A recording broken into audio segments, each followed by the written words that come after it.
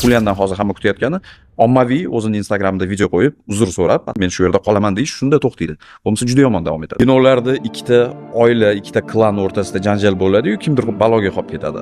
Xulian Alvares shunaqa bo'lib qoldi-da. O'zi Barselona 300% uni olamiz deb ham harakat qilmadi. Atletico Madridni jig'iga tegib qo'ymoqchi bo'ldi ozgina. O'zi ungacha bo'lib kelgan o'sha publikatsiyalar, postlar, har xil troll qilishlarni Barselona bo'ldi, mana bunaqasiga gaplashamiz dedi.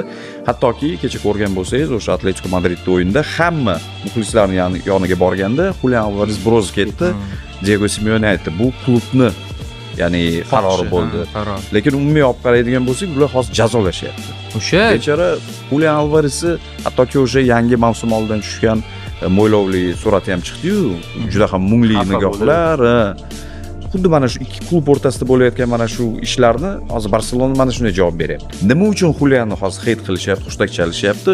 Shunchaki Xulianni o'z og'zi bilan ketmoqchiman deb aytgan o'sha jahon chempionati payti bo'lganda. Endi hozir haqiqatan qo'shilaman, futbolchi ketmoqdim, qo'yib yuborish kerak. 3 ta variant bor Xulianda hozir. Barselonaga nima qilib bo'lsa ham o'tish yoki Arsenalga o'tish, aytaylik boshqa klubga, Atleticoga yoki eng Xuliandan hozir hamma kutayotgani ommaviy o'zini Instagramida video qo'yib, uzr so'rab, Atletico muxlislaridan men shu yerda qolaman deyish shunda to'xtaydi. Bo'lmasa juda yomon davom etadi.